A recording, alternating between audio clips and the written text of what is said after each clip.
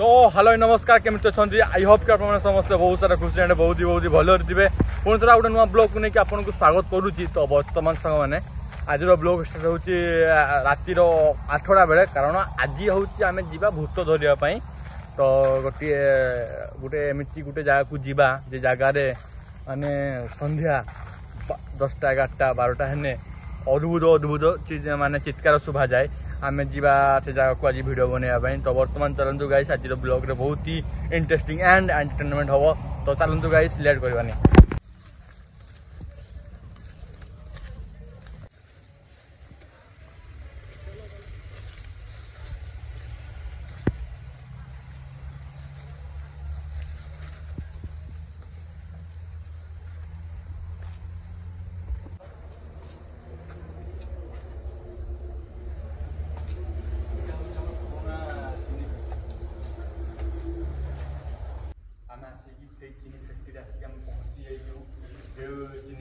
स्वामी स्त्री धर्म पत्नी ये जगह सुसाइड करते किसी वर्ष तले यहाँ फैक्ट्री चीनी फैक्ट्री चीनी बनाया होता। तो आसिक फाइनाली पहुँची टाइम हो पाखापाखि 12:30 अपना टाइम देखी पारे 12:30। तो बर्तमान रिसर्च करवा यही जगह गाँ लोक मैंने रोड साइड लोक मैंने कहते कि माने अद्भुत अद्भुत चित्कार आसे बहुत विचित्र चित्कार आसे माने ये लोक मैंने माने कहीं भी रही पारती ना से ये सब जिन फैक्ट्री बंद हो पाखापाखि बहुत बड़ फैक्ट्रीटा यहाँ माने मतलब। तो बर्तमान देखा देखिए बुला केमी कौन सब जिन फैक्ट्री अच्छी आगे कौन सब अच्छी आप वीडियो कहबी रखी।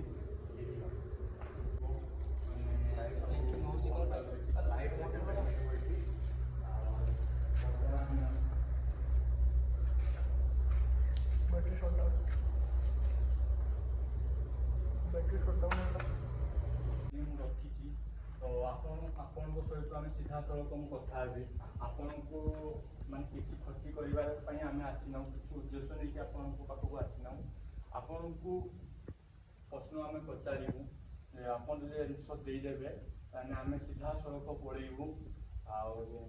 आमर प्रश्न हूँ आप ये वर्ष है अच्छा कौन अच्छा जगह आप कौन चाहते ये आप लाइट मध्यम जन पारे।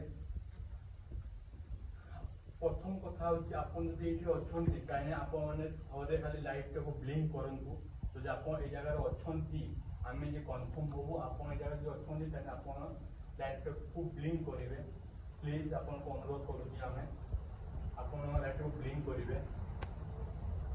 आपको जब किसी असुविधा हो गोटे सिंबल देखिए जना पड़े मुझे जगह को जापारूनी आम आउ गए लोकेशन आम इमोशनल लाइट को रखू आप सेट को आसवे।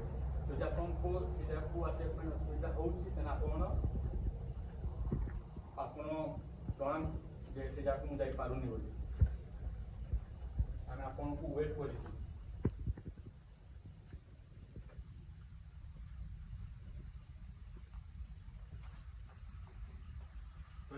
जगह को आसीपार ना तेरे टी झलक दिखाँ जे मुझे जगह को आसीपार ना आम आउ गोटे लोकेशन जामें रखी इमोशनल लाइट को आप आसिक आम सहित सीधा सड़क कथा हे कौन हो प्रोब्लेम कौन नहीं प्लीज आपको अनुरोध कर आपको आम किसी क्षति करवा ना आपन सहित आसिक बुझाबुझी करवा कौन ये आप चित्कार करती कौन लोक मान हैरान कर आम आपण पाखक आस। तो जहाँ जना पड़ा सांग मैंने जहाँ जना पड़ा ये जगार अच्छा किंतु से आसीपार आम इमोशनल लाइट को लेकिन आउ गोटे जगह रखू तापर आम सहित कथा हबू कौन है कौन ना केमी गोटे साउंड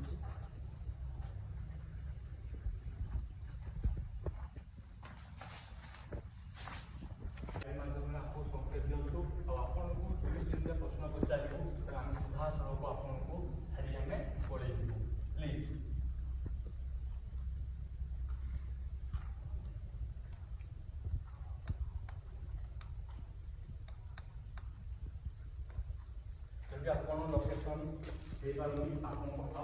चेक करूँ लोकेशन को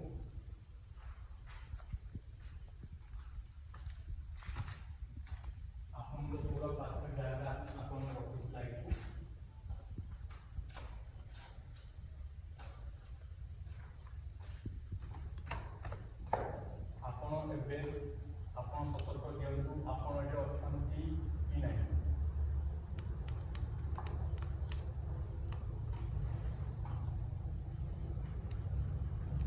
ପ୍ଲିଜ୍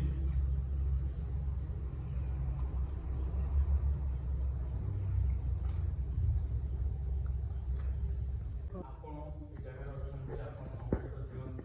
ପ୍ଲିଜ୍ କ୍ଷମା କରି ଆପଣ ସଂକେତ ଦିଅନ୍ତୁ ଯେ ଆପଣ ଏଠି ଅଛନ୍ତି।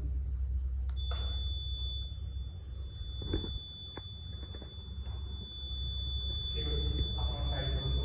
ଆମେ ଜାଣିସାରିଲୁ ଆପଣ ଏ ଜାଗାରେ ଅଛନ୍ତି। ପ୍ଲିଜ୍ ଆପଣ ଟିକେ ସାଇଡ୍ ଦିଅନ୍ତୁ।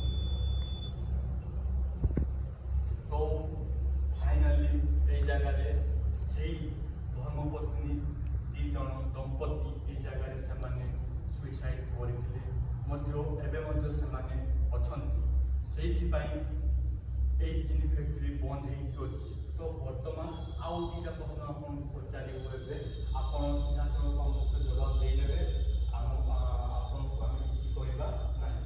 ଗୋଟେ କଥା ହେଉଛି ଆପଣ ଏଇ ଜାଗାରେ କେତେ ଦିନ ହେଲା ଅଛନ୍ତି, ଆଉ କ'ଣ ପାଇଁ ଅଛନ୍ତି କହିପାରିବେ? କ'ଣ ଆପଣଙ୍କ ଉଦ୍ଦେଶ୍ୟ, କ'ଣ ପାଇଁ ଚିନି ଫ୍ୟାକ୍ଟ୍ରି ବନ୍ଦ ହେଲା, କ'ଣ ପାଇଁ ଆପଣ ଆସିଲେ ଛୁଟିଥିଲେ, ତାର କିଛି ମିଳିବ? ଏ ଘଟଣାର ସତ ନା ମିଛ? ଯଦି ସତ ତାହେଲେ ଆପଣ ଲାଇଫକୁ ବ୍ଲିଙ୍କ୍ କରିବେ, ଯଦି ମିଛ ତାହେଲେ ବ୍ଲିଙ୍କ୍ କରିବେ ନାହିଁ।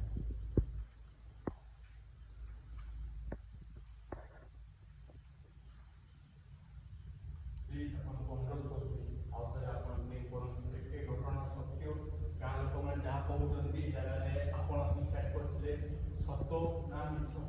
ଆପଣ ବ୍ଲିଙ୍କ୍ କରିବେ, ଯଦି ସତ ତ ବ୍ଲିଙ୍କ୍ କରିବେ, ନହେଲେ ବ୍ଲିଙ୍କ୍ କରିବେ ନାହିଁ। ପ୍ଲିଜ୍।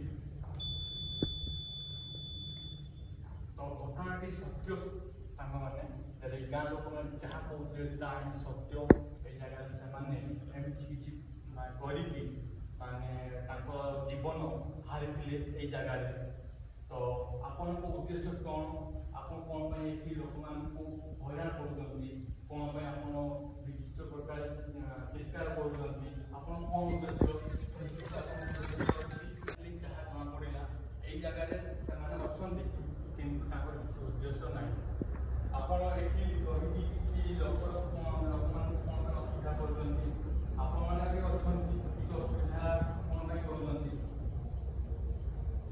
ଯଦି ଆପଣମାନେ ଏଇ ଜାଗାରେ ରହିକି ତାହେଲେ ଯଦି ଅସୁବିଧା କରୁନଥିବ କିମ୍ବା କିଛି ଉଦ୍ଦେଶ୍ୟ ଦ୍ୱାରା ଆପଣ ଯଦି ତାହେଲେ ଲୋକଙ୍କୁ ଅସୁବିଧା ନ କରୁ ତାହେଲେ ଆପଣ ଏଠି ବ୍ଲିଙ୍କ୍ କରନ୍ତୁ ଲାଇଫକୁ। ଆମେ ଜାଣିଯିବା ଯେ ଆପଣ ଏଠି ଅଛନ୍ତି, ରହୁଛନ୍ତି, ବସବାସ କରୁଛନ୍ତି କିନ୍ତୁ କାହା ଲୋକର ଅସୁବିଧା କରୁନାହାନ୍ତି, ଖାଲି ଆପଣ ଅଛନ୍ତି।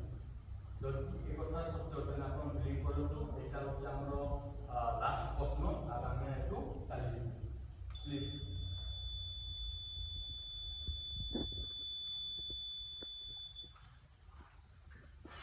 Thank you so much. ଆମର ଏତିକି ଥିଲା ଯେଉଁଟାକି ପ୍ରଶ୍ନ ପଚାରିବା। ଆଉ ଗାଁ ଲୋକମାନେ କହୁଥିଲେ ଯେ ବହୁତ କିଛି ତାଙ୍କର ଗୋଟିଏ କ'ଣ କହିବି ଉଦ୍ଦେଶ୍ୟ ଥିଲା, ସେ ଉଦ୍ଦେଶ୍ୟରେ ଲୋକମାନେ ଏଠି ରହିପାରୁନଥିଲେ। ଧନ୍ୟବାଦ ଆପଣ ଆମର ଆନ୍ସର୍ ଦେଇଥିବାରୁ ଆପଣଙ୍କୁ ବହୁତ ବହୁତ ଧନ୍ୟବାଦ। ଆପଣ ଏଠି ଅଛନ୍ତି ଆମେ ଜାଣିଛୁ, କିନ୍ତୁ ଆପଣ କିଛି ବି ସେମିତି ଅସୁବିଧା କରିବେ ନାହିଁ ବୋଲି ଆମ ଇମୋସନାଲ୍ ସଂକେତ ଦେଇକି କହିଛି। ତ ବର୍ତ୍ତମାନ ଆମେ ଗାଁ ଲୋକ ଯାଇକି ଏବେ ମାତ୍ର କହିଦେବୁ ଯେ ଏଠି କିଛି ଅସୁବିଧା ନାହିଁ, ଆପଣ ନିର୍ଭୟ ଭାବରେ ରୁହନ୍ତୁ। ତ ବର୍ତ୍ତମାନ ଆଜିର ମିଶନ ଆମର ସକ୍ସେସ୍ ହେଇଛି। ତ ରହିଲି, ଜୟ ଜଗନ୍ନାଥ।